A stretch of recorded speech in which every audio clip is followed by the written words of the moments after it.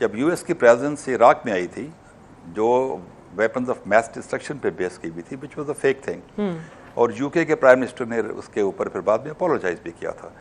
उस वक्त यूएस की प्रेजेंस के 3 बड़े मकसद थे। एक ये था कि यहाँ पे ऑयल को कंट्रोल किया जाए, फंडामेंटल था कि किस तरह इसराइल की प्रोटेक्शन की जाए, और अपनी प्रेजेंस वहाँ मिडल ईस्ट में रखते हुए किस तरह जो रजीम्स हैं वहाँ पे उनको अपनी मर्जी और वक्त के मुताबिक चेंज किया जाए। और आप देखें तीनों चीज़ें ऐसी हुई हैं। तो I am not wise what is happened bye Israel against Iran. अब जब तीनों मकासद उनके पूरे हो गए, तो अब जब इब्राहिम अकॉर्ड आप साइन करते हैं जिसमें ग्रेटर डिज़ाइन का इजराइल का एक डिज़ाइन है, तो उसमें this was a very obvious thing कि वो एक थ्रेट है उनको, उसको न्यूट्रलाइज करना चाहते हैं, और उसमें वो कामयाब हुए भी हैं और मुझे लगता है हो भी जाएंगे। तो फिर दूसरा पार्ट है कि इसका कैरेक्टर क्या है। कैरेक्टर ये है कि इस वॉर का कि जो मिलिट्री सिस्टम्स हैं वो बड़े इनफेक्टिव हुए हैं ईरान के एज़ कम्पेयर टू इसराइल। तो बहुत उनका डिफरेंशियल बहुत ज़्यादा है, not only number but in effectiveness. दूसरा इशू इनका ये है कि जो इनकी न्यूक्लियर डिटरेंस है वो फुली तरीके से अभी तक मैच्योर नहीं हुआ है। चौथी चीज़ यह है कि डिप्लोमेटिकली भी आइसोलेट रहे हैं, इनको मुस्लिम उम्मा की भी कोई सपोर्ट नहीं रही है।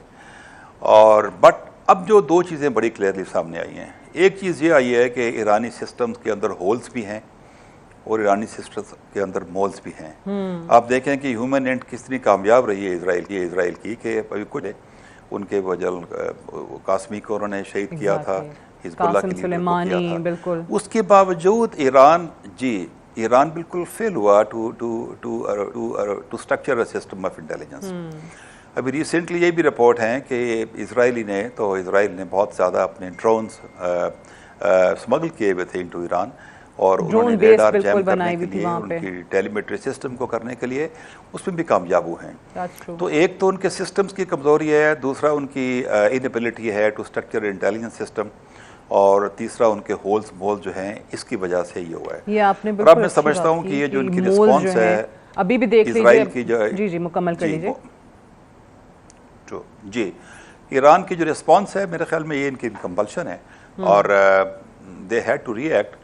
बट मैं समझता हूँ कि पूरा कॉन्टेक्स्ट ये है कि ईरान इतना इफेक्टिव रिस्पॉन्स नहीं दे सकेगा, और finally they will be forced to come for the nuclear deal which would be. ये बड़ा ज़बरदस्त आपने बड़ा एक रियलिस्टिक एनालिसिस दिया है कि ऑब्वियसली हम सब की हमदर्दियाँ भी ईरान के साथ हैं, और जो कुछ इजराइल ने किया उसको कोई भी ख़ास तौर से इस्लामी ममालिक की अगर बात करें तो उसको कोई भी अप्रिशिएट नहीं करेगा, सब उसकी मजम्मत भी कर रहे हैं। लेकिन आपने ईरान की जो ग्राउंड रियलिटीज़ हैं वो सामने रखी हैं कि उस वक्त यहाँ पे आपको जो सिस्टम में लूप होल्स नज़र आते हैं as far as their moles are concerned, उसके हमारे पास माजी में वाक़यात मौजूद हैं।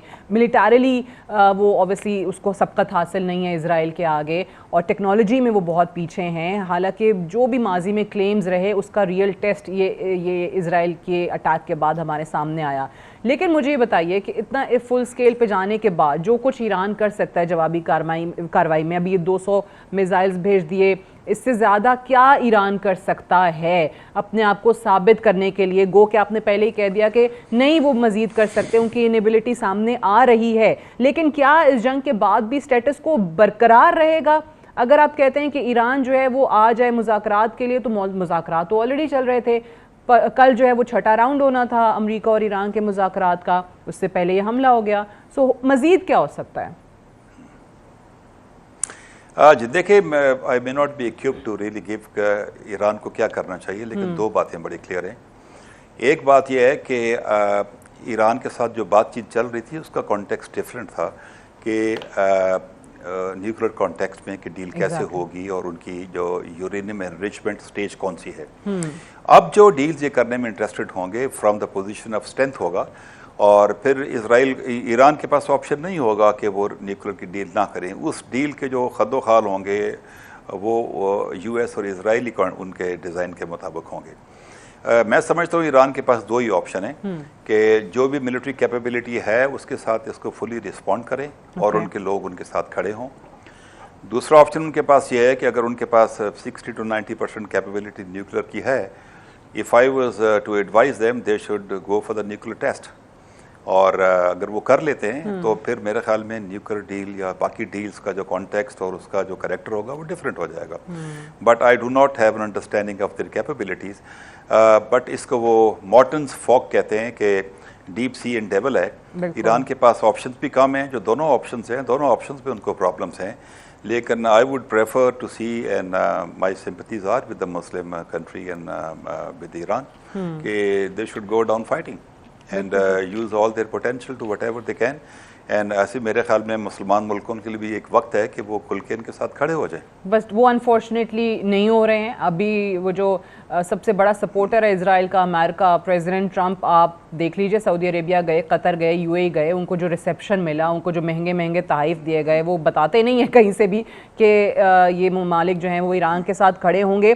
बट जनरल साहब, बात वही है कि अगर अभी भी हम ये समझ नहीं आती इस्लामिक कंट्रीज़ को कि हमने खुल के इस पे एक स्टांस लेना है इजराइल और अमेरिका के हवाले से, ईरान को हमने सपोर्ट करना है। हमने माजी में देख लिया है, शाम की हालत हमारे सामने है, यमन की हालत हमारे सामने, लेबनान की हाल हमारे सामने।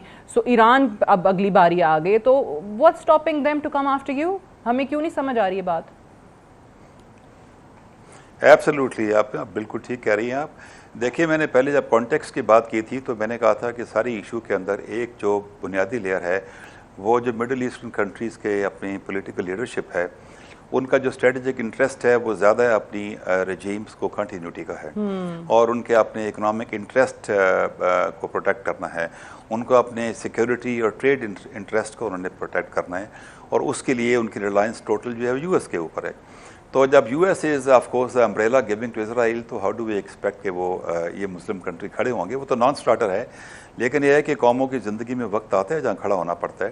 तो मैं समझता हूँ ईरान के पास जो भी ऑप्शंस हैं उनको इस्तेमाल करना चाहिए और अदरवाइज़ उनका प्लान तो यही होगा कि इनको विकेट पे ला के इनके साथ न्यूक्लियर डील करें और इनको अनपॉपुलर करें अपने लोगों के साथ जो कि ऑलरेडी हैं वो किसी हद तक, और फिर गो फॉर द रेजिम चेंज। तो जैसे मैं पहले कह रहा था कि ये प्रोसेस तो चल रहा है। आप इराक की मिसाल देख लें, आप लीबिया की मिसाल देख लें, आप सीरिया की मिसाल देख लें, वो तो कंटिन्यूसली यूएस की पॉलिसी वही है कि वहाँ जाते हैं, रेजिम चेंज करते हैं, वहाँ कॉन्फ्लिक्ट करते हैं और इनके इनर फ्रंट को वीक करते हैं और उसके बाद finally they make an excuse and दो एंड कम इन। तो वो तो उसमें कोई मुझे तो कोई सरप्राइज नहीं था और ना मुझे इसमें कुछ ऐसी मुझे परेशानी हुई है कि वो नई चीज़ हो गई है। This is part of the design which was put into effect for last 20-25 years. That's true. और जो आपने भी बड़ा ज़बरदस्त बात की ना कि वो असल मकसद रिजीम चेंज का ही है। ये this might sound like an excuse कि हम न्यूक्लियर साइट्स को निशाना बना रहे हैं, उनके अपने जो लोग समझते हैं इस सारे मामले को, वो ये कहते हैं कि जी कन्वेंशनल वेपन से आप नहीं निशाना बना सकते हैं ईरान की न्यूक्लियर साइट्स को, क्योंकि वो बहुत ज़मीन के नीचे हैं, गहराई के अंदर मौजूद हैं। सो असल निशाना जो है वो ये इस वक्त ईरान में मौजूद रिजीम है जिसको तब्दील करना चाहते हैं। General Muzammil Hussain, thank you very much for joining us today on the show.